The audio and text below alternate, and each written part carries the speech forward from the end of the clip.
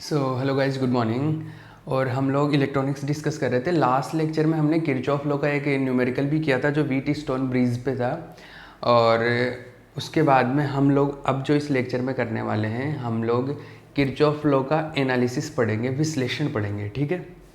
तो किरचॉफ के दो नियम हैं, किरचॉफ के दो लॉज है, एक तो केसीएल, एक केवीएल, एक धारा का नियम, एक वोल्टा का नियम। तो अब हम उसका क्या करेंगे, विश्लेषण करेंगे, परिपथ में, सर्किट में एनालिसिस करेंगे। ठीक है। तो एग्जाम में कई बार ऐसा भी आ जाता है कि जैसे केसीएल का सर्किट एनालिसिस बताओ, केसीएल जो है धारा का नियम जो है उसका परिपथ में विश्लेषण करके बताओ, ये चीज़ भी पूछ ली जाती है। तो किस वे में अगर पूछा जाता है उसके अकॉर्डिंग अपने को इसका आंसर करना होता है। तो हम लोग यहाँ पर क्या पढ़ेंगे, एनालिसिस पढ़ेंगे। लेकिन उस एनालिसिस में अभी हम लोग प्रतिबाधा की बात करेंगे, इम्पीडेंस की बात करेंगे। अब प्रतिबाधा क्या होता है, प्रतिरोध क्या होता है, इसके बारे में अभी हम लोग बात करेंगे। ठीक है। तो मैं एनालिसिस से स्टार्ट करूं उससे पहले आपको एनालिसिस पूरी तरीके से समझ में आए तो उसके लिए मुझे एक चीज़ बतानी पड़ेगी आपको, उसके बारे में मैं बात कर रहा हूं। देखो, एक होता है प्रतिरोध, रेसिस्टेंस जिसको हम लोग बोलते हैं, क्या, प्रतिरोध, रेसिस्टेंस।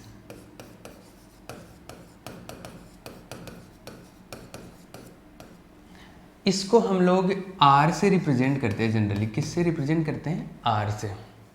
प्रतिरोध या रेसिस्टेंस का मतलब ये होता है कि जैसे कोई भी सर्किट है उसके अंदर धारा को जो रोकने वाली युक्ति है, करंट को जो रोकने वाली युक्ति है, करंट में बैरियर क्रिएट करे, उसको हम लोग क्या बोलते हैं, रेसिस्टेंस बोलते हैं। ठीक है ना। ये एक चीज़ समझ में आ गया। लेकिन ये जो रेसिस्टेंस होता है एक काम नहीं करता है। कौन सा काम, जैसे मैं एक चीज़ बताता हूँ। अपने पास में दो तरीके के करंट हो सकते हैं, या तो एसी या डीसी। अब देखो, डीसी जो होता है वो तो कांस्टेंट आता है। मतलब डीसी को हम लोग जनरली ऐसे रिप्रेजेंट करते हैं कि डीसी का जो वोल्टेज या करंट का वैल्यू की बात करूँ, जैसे वोल्टेज का वैल्यू की बात करूँ, तो डीसी का जो वैल्यू होता है वो क्या होता है, कांस्टेंट होता है। अगर टाइम के रिस्पेक्ट में बात करूँ तो वो कांस्टेंट वैल्यू मिलता है। लेकिन जो एसी होता है, एसी में वैल्यू इस तरीके से मिलता है। इसको दोबारा बनाते हैं। एसी में जो वैल्यू मिलता है जनरली हम लोग इसको ऐसे रिप्रेजेंट करते हैं, मतलब ऐसा वेव के फॉर्म में होता है। इसको साइनोसॉइडल वेव बोलते हैं। क्या बोलते हैं, साइनोसॉइडल, मतलब साइन का फॉर्म इस तरीके से। तो एसी का इस तरीके से होता है, ये डीसी का वोल्टेज कांस्टेंट होता है। अब अगर आपने एक चीज सुनी हो, फेज कला, तो जो फेज या फेज डिफरेंस कला या कलांतर, वो हम लोग बात करते हैं एसी के अंदर। ठीक है। किस में बात करते हैं, एसी में। यहाँ पर हम लोग बात करते हैं एसी और डीसी की। नेक्स्ट यूनिट में भी हम लोग पूरा डिटेल में बात करेंगे, लेकिन अभी जो जरूरत पड़ रही है उसके बारे में मैं यहाँ पे बात कर लेता हूँ। इसमें हम लोग फेज की बात करते हैं, कला की। और कला या फेज का एक्चुअल क्या मीनिंग है वो तो मैं नेक्स्ट चैप्टर में बताऊंगा। लेकिन फेज या कला से सेंस होता है कि ये जो इसका एंगल होता है कि ये कहाँ से स्टार्ट होगा, कि ये यहाँ से स्टार्ट हो। जैसे मान लो एक दूसरा ग्राफ है, वो यहाँ से स्टार्ट हो रहा है, ऐसा है, ऐसा है। इसका मतलब है कि इसकी कला और इसकी कला, जैसे एक दूसरा है, वो मान लो मैं यहाँ से स्टार्ट कर रहा हूँ, ये लो। इसका मतलब है कि इन सब की जो कला है वो अलग अलग हो सकती है। फेज जो है वो अलग अलग है। अलग अलग होने का मतलब है कि ये अलग अलग जगह से स्टार्ट हो रहे हैं। क्लियर है। मतलब जैसे जब जीरो था तो इसका तो जीरो था वैल्यू, ब्लैक वाले का, तो ये ब्लू वाला है, इसका मैक्सिमम था, इसका कुछ और था, ऐसे। तो कला का मतलब क्या है कि कहाँ से कर्व स्टार्ट हो रहा है, एक तरीके से। अभी के लिए ये समझ सकते हो, बाद में मैं इसको डिटेल में बताऊंगा, इसका सेंस समझाऊंगा।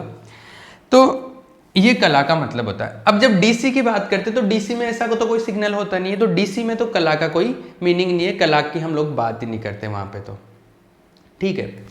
अब सुनो, ये कला का मतलब समझ में आया। अब कोई सर्किट है, मान लो कोई सर्किट है, उस सर्किट से अगर मान लो डीसी और एसी जा रहा है। अब डीसी जब जाएगा तो डीसी में तो एक ही चीज होती है कि मान लो डीसी वोल्टेज जा रहा तो कुछ ना कुछ वोल्टेज उस रेसिस्टेंस के ऊपर क्या हो जाए, खर्च हो जाए, उसके ऊपर ड्रॉप हो जाए। जैसे लाइक मान लो एक ये रेसिस्टेंस है और इधर से मान लो डीसी फ्लो हो रहा है, ठीक है। अब जैसे डीसी जाएगा तो यहाँ पर क्या हो सकता है, वोल्टेज ड्रॉप होगा, ठीक है भैया, वोल्टेज ड्रॉप हो गया, जैसे मान लो कोई भी वोल्टेज ड्रॉप हो गया वो आ जाएगा, क्लियर है। लेकिन जब एसी जाएगा तो दो चीज़ों के चांस है, दो चीज़ों की पॉसिबिलिटी है।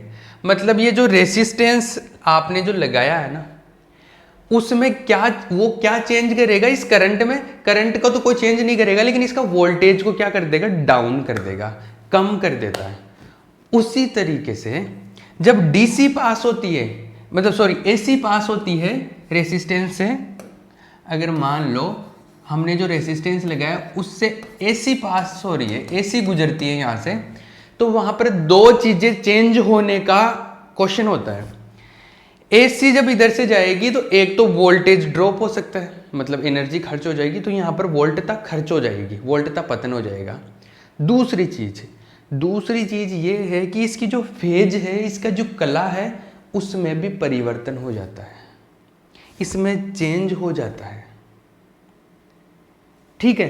तो एसी जब गुजरती है किसी भी डिवाइस से तो दो कंडीशन या दो चीजें चेंज होने का हमारे को वो रहता है कि दो चीजें क्या क्या चेंज हो सकती है। एक तो हो जाएगा वोल्टेज ड्रॉप, तो वो तो होता ही होता है। दूसरी चीज रेसिस्टेंस कि सॉरी वो कला फेज कि फेज में कितना चेंज हुआ, तो जब यहां से गुजरेगा तो फेज में भी चेंज होगा कि नहीं होगा, वो चीज डिपेंड करती है, ठीक है। अब जैसे रेसिस्टेंस प्रतिरोध से गुजरता है तो कोई फेज का परिवर्तन नहीं होता है, लेकिन जैसे कैपेसिटर से निकलेगा एसी या इंडक्टर कोयल मतलब संधारित्र या प्रेरक कुंडली से जब एसी निकलता है, प्रत्यावर्ती धारा निकलती है, तो वहां पर क्या होता है, कला में भी परिवर्तन हो जाता है, फेज में भी डिफरेंस आ जाता है, अंतर उत्पन्न हो जाता है कला में।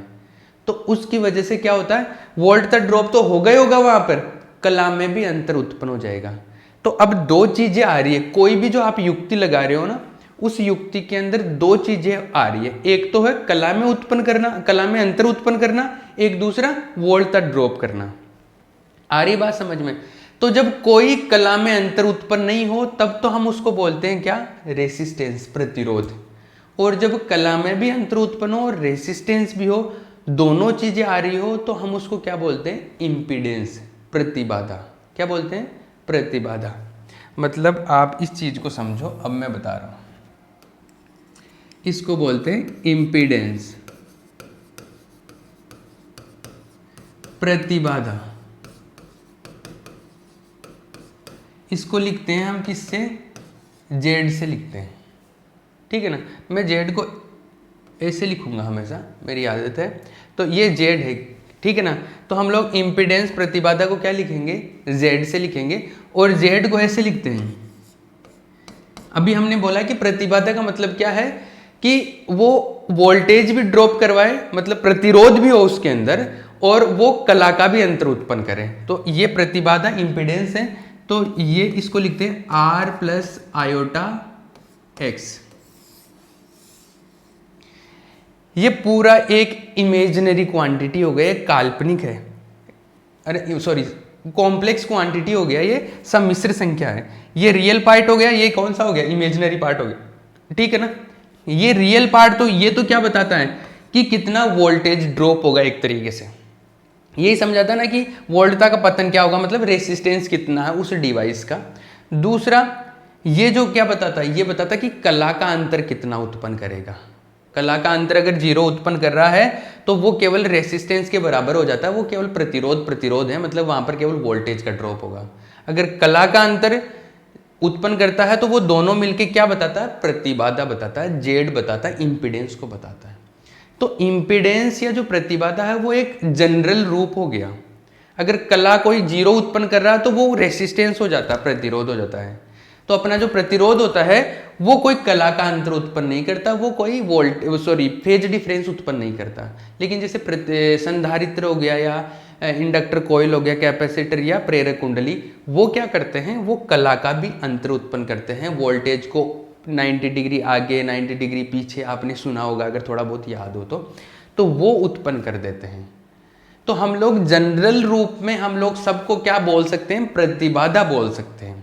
इम्पीडेंस बोलते हैं। जैसे प्रतिरोध को भी इम्पीडेंस बोल सकते हैं, लेकिन प्रतिरोध कौन सा इम्पीडेंस है, कौन सी प्रतिबाधा है, जिसके अंदर कलांतर कितना हो, 0 हो, जो फेज डिफरेंस 0 उत्पन्न करता है, उस इम्पीडेंस को हम लोग क्या बोलते हैं, रेसिस्टेंस बोलते हैं, प्रतिरोध बोलते हैं। अरे अगर x का वैल्यू 0 है, मान लो ये तो कला का अंतर उत्पन्न करता है, इसका वैल्यू 0 आ गया तो z क्या हो गया, r हो गया ना।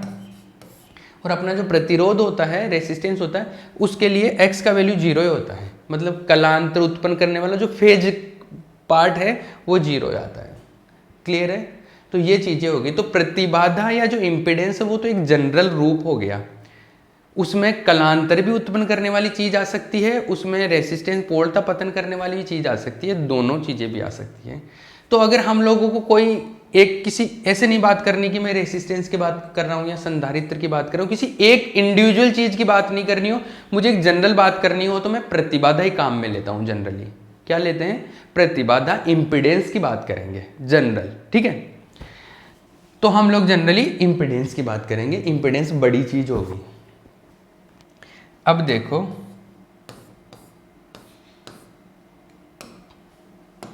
आगे बात करते हैं।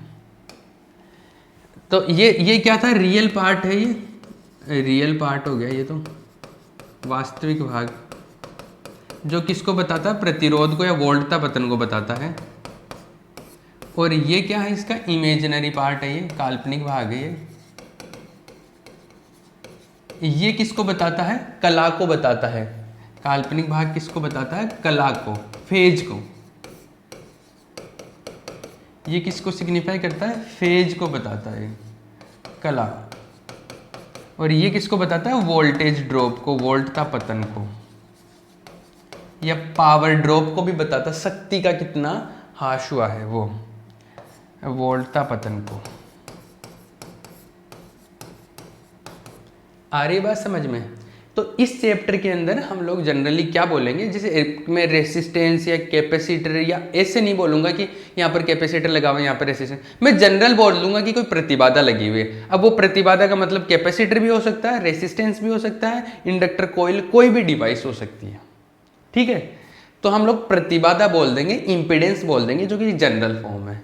यहाँ तक की बात समझ में आ गई। अब मैं आगे बात करता हूँ। एक और चीज है, ये प्रतिबाधा हो गई भैया, इंपीडेंस हो गया। नेक्स्ट जो चीज की बात कर रहा हूं, मैं बात कर रहा हूं एडमिटेंस। किसकी, एडमिटेंस। इसको बोलते हैं प्रवेश्यता, इसको बोलते हैं प्रवेश्यता, एडमिटेंस, एडमिटेंस, प्रवेश्यता।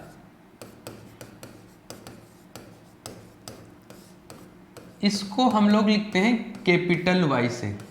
किससे लिखते हैं, कैपिटल वाई से। अब प्रवेश्यता या एडमिटेंस का क्या मतलब है, जैसे इंपीडेंस का क्या मतलब हुआ, प्रतिबाधा का क्या मतलब हुआ, कि कोई भी करंट जा रहा है तो उसके मार्ग में जो बैरियर क्रिएट कर रहा है उसको बोलते हैं हम लोग, जो पाथ है करंट का उसमें कितना बैरियर, अवरोध उत्पन्न कर रहा है, उसको हम लोग क्या बोलते हैं, प्रतिबाधा बोलते हैं जनरली। वैसे प्रतिरोध बोल रहे थे, लेकिन उसको जनरल करें तो हम लोग उसको प्रतिबाधा बोल देते हैं, इंपीडेंस बोल देते हैं। अब उसका जो उल्टा होता है उसको हम लोग क्या बोलते हैं, प्रवेश्यता। क्या बोलते हैं, प्रवेश्यता। जैसे हम लोग ऐसे लिखते हैं V = I/R, ये होता है, अरे यही होता है। लेकिन अगर मैं जनरल बोलूं तो R की जगह मैं क्या लिख सकता हूं, इंपीडेंस लिख सकता हूं, Z लिख सकता हूं ना, प्रवेश्यता। तो मैं इसको ऐसे भी लिख सकता हूं V = I/Z। ये Z क्या हो गया, प्रतिबाधा हो गया। सॉरी मैं कुछ गलत बोल गया शायद पहले। R को मैं क्या लिख सकता हूँ, प्रतिबाधा लिख सकता हूँ, इंपीडेंस लिख सकता हूँ, क्योंकि R का एक जनरल फॉर्म ले लूँ तो मैं Z लिख दिया, जैसे अभी मैंने बताया। अब देखो ये मैं इसको ऐसे लिख दूँ I = V/Z, ये हो गया। अब जो ये है V × 1/Z, ऐसा ही तो है। इस 1/Z को मतलब Z का जो उल्टा है, व्युत्क्रम है, इनवर्स है, उसको हम लोग क्या लिख सकते हैं, एक नई क्वांटिटी लिख दिया, और इसको मैं बोल देता हूं कैपिटल Y। ये Y जो है ये क्या हो गया, प्रवेश्यता हो गया आपका।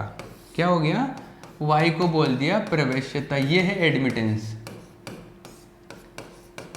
ये है एडमिटेंस। ठीक है, क्लियर है। तो y का मतलब क्या हुआ, यहाँ से समझ में आ गया कि z का जो उल्टा है, व्युत्क्रम है, उसको हम लोग क्या बोलते हैं, प्रवेश्यता बोलते हैं, एडमिटेंस बोलते हैं। एक तरीके से दूसरा ये, इसका मैं वर्ड से देखो मैं मतलब बताता हूँ। जैसे जेड का मतलब क्या होता है, जेड ये बताता है कि कितना रोकेगा करंट को, सॉरी वोल्टेज कितना ड्रॉप होगा, ये करंट के मार्ग में, करंट के रास्ते में कितना बैरियर अवरोध उत्पन्न करेगा, वो ही बताता है जेड या आर। लेकिन उसका ये उल्टा है, तो ये क्या बताएगा, ये बताएगा कि करंट को कितना प्रवेश होने देता है, कितना अलाउ करता है, कितना एडमिट होने देता है, कितना एंटर होने देता है। तो प्रवेश्यता क्या बताता है कि करंट को कितना पास होने देता है या कितना प्रवेश होने देता है।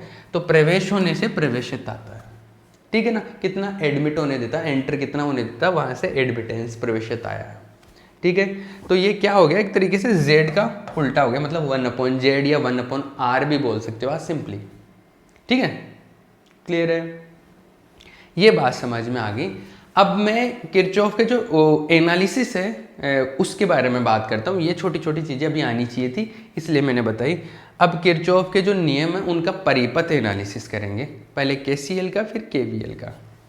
तो एग्जाम में ये पूछ लिया जाता है, क्या किरचॉफ के नियमों का परिपथ विश्लेषण, परिपथ विश्लेषण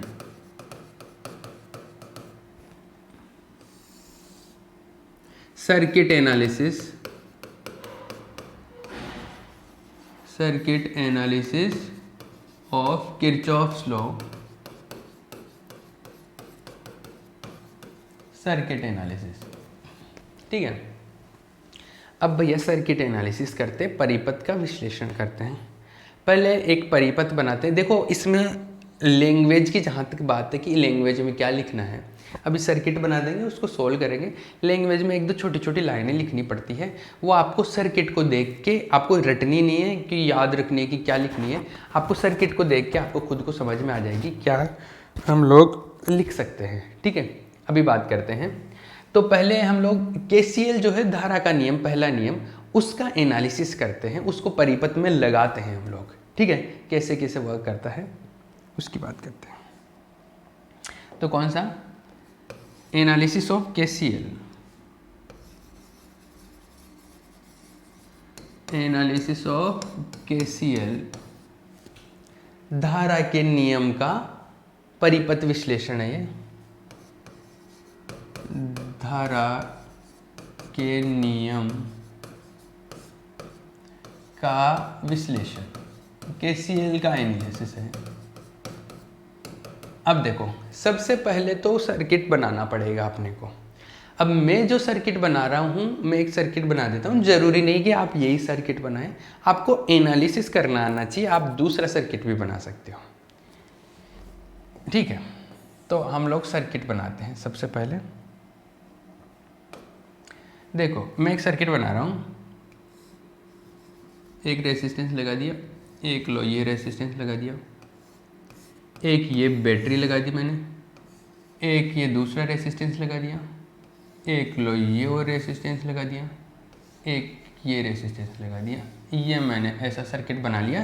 3 लूप हो गए एक तरीके से, तो 3 लूप का सर्किट बना दिया मैंने। आप चाहे तो 2 लूप का भी बना सकते हो, मैं 3 लूप का इसलिए बता रहा हूँ कि मैं एक बड़ा सर्किट बता देता हूँ, तो आप उसको सोल्व कर लो, तो इजी सर्किट तो आप इजीली सोल्व कर सको। ठीक है, मैं एक बड़े से एग्जांपल से आपको बता देता हूँ। ये बैटरी पॉजिटिव, ये बैटरी नेगेटिव, मतलब बैटरी के पॉजिटिव और नेगेटिव प्लेट है। इसको मैं, अब देखो, हाँ यहाँ पर ध्यान से समझना इस चीज़ को। मैंने ये क्या लिखा है, प्रतिरोध लिखा है ना, इस चीज़ को अभी मैं चेंज करूँगा। मैंने क्या लिखा है, प्रतिरोध लिखा है, रेसिस्टेंस लिखा है, लेकिन मैं अभी कोई किसी पर्टिकुलर ऐसे नहीं बात कर रहा कि रेसिस्टेंस ही लगा हुआ, वहाँ पे प्रतिरोध ही लगा हुआ, वहाँ पे कुछ भी लगा हुआ हो सकता है। तो मैं उसको जनरल क्या बोलना चाहता हूँ, प्रतिबाधा बोलना चाहता हूँ, उसको मैं बोलना चाहता हूँ क्या, इम्पीडेंस, प्रतिबाधा। तो मैं उसको जेड बोलना चाहता हूँ। तो जेड को जनरली डिब्बा बनाते हैं जेड के लिए, तो मैं रेसिस्टेंस ना लिख के उसको जनरल बता देता हूँ कि प्रतिबाधा लिख लो, आप उसको इम्पीडेंस लिख लो। तो मैं उसको ऐसे लिख सकता हूँ, कैसे, मैं उसको ऐसे लिखूंगा, देखना दोबारा देखते हैं हम लोग। मैं ऐसे लिख देता हूँ, ये जेड को ऐसे लिखते हैं, ये Z1 हो गया जैसे मान लो प्रतिबाधा पहली, ये यहाँ पर एक दूसरी प्रतिबाधा होगी, ये Z2 मान लो, ये Z3 मान लो, एक यहाँ पे लगाई थी हमने, एक लास्ट में जाके यहाँ पे लगाई थी। ऐसे 3 ही तो बॉक्स बनाए थे हमने, ऐसा, ठीक है। ये Z4 मान लो, ये Z5, मैंने 5 प्रतिबाधाएं लगा दी। रेसिस्टेंस मान के भी कर सकते हैं, लेकिन ये जनरल हो गया। अब कैपेसिटर आओ, इंडक्टर कोयल आओ, मुझे कोई फर्क नहीं पड़ता, कुछ भी आओ, सबके लिए एप्लीकेबल है ये, क्योंकि KCL KVL सबके लिए एप्लीकेबल होता है ना। इनके लिए कुछ स्पेशल केस होते हैं जहाँ पर इनमें प्रॉब्लम क्रिएट होती है, उसकी हम लोग आपके सिलेबस पे बात नहीं करेंगे, उतना लेवल नहीं है आपके सिलेबस का। तो Z1 Z2 Z3 Z4 ये 5 मैंने प्रतिबाधाएं लगा दी। अब देखो हम इसका एनालिसिस करते हैं। इधर से मान लो करंट गया, ये करंट गया I1, ठीक है। इधर से करंट आया कितना, I1 करंट आया। इधर कितना गया, मान लो I2 मान लेता हूँ, इधर चला गया I3, ठीक है। आप मानने को ऐसे भी मान सकते हो, जैसे इधर से I1 आया, इधर गया I2, तो इधर आया I1 माइनस I2, ऐसे भी लिख सकते हो, ठीक है। मैं अभी ऐसे लिख रहा हूँ, इधर चला गया मान लो I4, इधर से I2 करंट आ रहा था, उसका कुछ पार्ट इधर चला गया, वो I4, इधर चला गया वो I5 है, ठीक है। ये एक पॉइंट है। इस बैटरी का जो वोल्टेज है, EMF है, जो विद्युत वाहक बल है, वो है E मान लो। इस पॉइंट को मैं मान लो कैपिटल A, या जो A पॉइंट लिख देता हूँ मैं इसको, तो इसका जो वोल्टेज है वो VA हो गया। इसका वोल्टेज जो है इस पॉइंट का, वो कितना हो गया, VB मान लो। इस पॉइंट को B पॉइंट मान लेता हूँ, ठीक है। इतनी बातें समझ में आ गई। अभी मैं क्या करूँगा, मैं कुछ इसमें चीज़ें अप्लाई करता हूँ। ये जो है, यहाँ पर मैं करंट की बात करूँगा। अब हमने KCL पढ़ा, हमारे को किसका एनालिसिस करना है, KCL का, धारा नियम का। तो पहले तो धारा नियम क्या होता है, धारा नियम ये होता था संधि पे। धारा नियम हम लोग किसको बोलते थे, संधि, नोड एनालिसिस भी बोलते हैं इसको। क्या बोलते हैं इसको, एक और चीज़ बोलते हैं इसको, ऐसा भी लिख लेना, एक और दूसरा नाम होता है इसका, संधि विश्लेषण, नोड एनालिसिस। नोड एनालिसिस, संधि विश्लेषण भी बोलते हैं इसको, क्योंकि पहला नियम किसका, संधि पर ही लगाते हैं ना, नोड पर अप्लाई करते हैं कि किसी संधि बिंदु पर आने वाले करंट और जाने वाले करंट क्या होते हैं, बराबर होते हैं, यही होता है ना। या जो टोटल सम होता है, एल्जेब्रिक सम होता है, उसको क्या बोलते हैं हम लोग, जीरो होता है। किसी भी संधि बिंदु पर धाराओं का बीजगणितीय योग जीरो होता है, ये पढ़ा था। अब देखो यहाँ पर धाराओं का बीजगणितीय योग हम लोग जीरो लगाते हैं इस पॉइंट पर। इधर से करंट आ रहा I1, ठीक है, इधर करंट जा रहा I2, इधर I3। तो यहाँ पर आने वाली धारा कौन सी, I1, जाने वाली कौन सी, I2 और I3। तो जाने वाली टोटल धारा कौन सी होगी, I2 और I3। तो जाने वाली धारा है आने वाली धारा के बराबर होती है, यही पढ़ा था। तो A बिंदु पर संधि नियम से देखो, बिंदु A पर संधि नियम से, एट नोड A, संधि A पर क्या अप्लाई कर रहा हूं मैं, यहां पर आपको ये पता है कि I1 आने वाली धारा हो गई, और जाने वाली कौन सी, I2 और I3। तो जाने वाली धाराओं के योग के बराबर होगा, तो जाने वाली धारा है कौन सी है, I2 प्लस I3। क्लियर है, इक्वेशन नंबर 1 लिख देता हूं मैं इसको। दूसरा, संधि नंबर B पर, ये जो B बिंदु है इस पे, eight node B, eight node B, संधि B पर, संधि B पर, ठीक है। संधि B पर क्या हो रहा है, हिंदी वाले हिंदी वाला लिख ले, इंग्लिश वाला इंग्लिश वाला लिख ले, ठीक है, उसमें कोई प्रॉब्लम नहीं है। ये छोटी छोटी चीज़ें, इनमें तो क्या ही है। इस पर देखो, इस पे I2 अंदर आ रही है, I4 और I5 क्या हो रहा है, बाहर जा रहा है। तो I2 equals to I4 plus I5। I2 अंदर आ रही है और I4 और I5 बाहर जा रहे हैं, तो वहाँ पर आने वाली धारा I2, जाने वाली धारा है I4 और I5 है, ठीक है। तो ये आ गया अपने पास, इसको इक्वेशन नंबर 2 लिख दूँ मैं, क्लियर है। अब इन दोनों इक्वेशन का यूज करके इस सर्किट में और चीज़ें एनालिसिस करेंगे। देखो वो एनालिसिस स्टार्ट हो रहा है अभी, कैसे कैसे क्या इसका एनालिसिस करना है। जब भी एनालिसिस पूछा जाए, विश्लेषण पूछा जाए, तो हमारे को विश्लेषण में ये चीज़ें करनी है, जो से ये सारा जो डेरिवेशन चल रहा है वो। अब सुनना बात को, इस सर्किट के बारे में आगे बात करते हैं हम लोग। ये देखो, कोई छापना चाहता है, लिखना चाहता है, तो यहाँ से एक बार पॉज करके ये पूरा छाप सकता है। फिर आगे जैसे मैं दूसरी चीज़ें लिख दूंगा तो फिर आगे दिक्कत हो जाएगी। ठीक है, तो एक सेकेंड, अभी हम लोग इस सर्किट के बारे में आगे बात करते हैं। ठीक है, अब देखो भैया, ये जो अपना पूरा सर्किट है, इस सर्किट को हम लोग एनालिसिस करते हैं। इसके अंदर क्या करते हैं, देखो ये जो पॉइंट है, कौन सा, ये जो पॉइंट है, यहाँ पर वोल्टेज है E। मैंने वोल्टेज निकालना सिखाया था कि वोल्टेज पहले शुरू वाले में, यहाँ पर आता है वोल्टेज E, यहाँ पर क्या है 0। वैसे हम ऐसा जरूरी नहीं 0 ही हो, लेकिन हम लोगों ने जो सीखा था उसके हिसाब से बता रहा हूँ। ये 0 है, यहाँ पर कितना E है, यहाँ पर E है तो यहाँ पर भी E। ठीक है, यहाँ पर E है, यहाँ पर 0, यहाँ पर भी 0, यहाँ पर भी 0, 0 0, यहाँ पर भी 0, इधर भी ये 0 आ गया, यहाँ तक 0 आ गया। ठीक है, क्लियर है। अब सुनो बात को, अगर हम लोग बोलते हैं कि जैसे मुझे इन दोनों पॉइंट के बीच में बात करनी है, ठीक है, तो हमारा जो बेसिक एक रूल होता है, वो बेसिक रूल ऐसे होता है, आप इस चीज़ को ध्यान से समझ लेना। ये जो लिख लिया, इसके बाद में मैं अभी जो लिख रहा हूँ वो लिखना। बेसिक जो रूल होता है वो ऐसे होता है, V = I × R। ये होता है, अरे यही होता है ओम्स लॉ, बेसिक रूल जो अपना सर्किट का।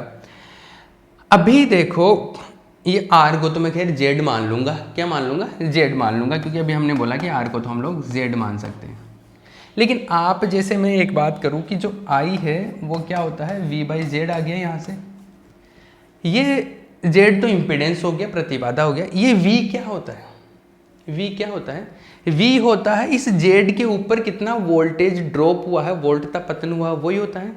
मतलब इस Z के जो दोनों सिरे हैं, टर्मिनल, उनके बीच में वोल्टता का अंतर होता है। अब जैसे मान लो मैं इसके लिए अप्लाई करना चाहता हूँ करंट, तो इसमें से करंट कितना जा रहा है, पहले तो I1 यही जा रहा है, तो मैं यहाँ पर इस चीज़ के लिए लगा रहा हूँ। करंट कितना जा रहा है, इसमें से I1 करंट जा रहा है, अरे I1 करंट जा रहा है ना, सर्किट से देखो, इसमें करंट जा रहा है I1, तो I = V/Z होता है ना। तो V, यहाँ पर वोल्टेज का अंतर कितना है, यहाँ पर वोल्टेज ड्रॉप क्या होगा, जो अंतर होगा वो, तो इस पॉइंट और इस पॉइंट की वोल्टेज का अंतर निकाल लो, E - VA, यही होगा वोल्टता का अंतर। यहाँ पर है E, यहाँ पर है VA, तो E - VA बटे अपॉन Z, तो ये कौन सा है, Z1 है, तो ये आ गया Z1। ठीक है, ये इक्वेशन नंबर आ गया 3। अरे क्लियर है, इस पे लगा दिया हमने। अब मैं इस पे लगाता हूँ, इसके ऊपर, Z2 के ऊपर। अब Z2 में देखो करंट कितना जा रहा है, Z2 में करंट जा रहा है I2, क्लियर है, तो Z2 में करंट जा रहा है I2। इस पर वोल्टेज कितना आएगा, दोनों सिरों पर जो अंतर होगा वोल्टेज का वो, तो यहाँ पर कितना VA, यहाँ पर कितना VB, तो VA - VB कर दूँ, वही तो यहाँ पर खर्च हो जाएगा कि यहाँ से VA आ रहा था, यहाँ पर VB पहुँचा, तो दोनों में जितना अंतर हो गया वो उतना यहाँ पर ड्रॉप हो गया, तो VA - VB अपॉन यहाँ पर Z कितना है, Z2। ये इक्वेशन नंबर आ गया 4। आगे बात करें, अब इसकी बात करते हैं 3 की, अब तो जल्दी जल्दी हो जाएगा। ये Z3, इसमें करंट क्या आ रहा है, I3। वोल्टेज की बात करूं तो यहाँ पर VA है, यहाँ पर कितना है 0 है, तो VA - 0, यहाँ पर क्या आएगा, VA - 0 अपॉन यहाँ पर जो इम्पिडेंस है वो कितना है, Z3, तो ये आ जाएगा Z3। तो इसको तो मैं ऐसे लिख सकता हूँ, I3 = VA/Z3 = ये इक्वेशन नंबर 5 आ गया। क्लियर है। अब इसी तरीके से इन दोनों में और लगा दो। इसमें देखो, इसमें यहाँ पर वोल्टेज कितना है, VB, अरे VB है ना, ये B पॉइंट है, वोल्टेज VB, ये 0, तो VB - 0 आ जाएगा। यहाँ पर करंट का वैल्यू I4 है, करंट का वैल्यू कितना है, I4 है, तो यहाँ पर करंट का वैल्यू है I4 और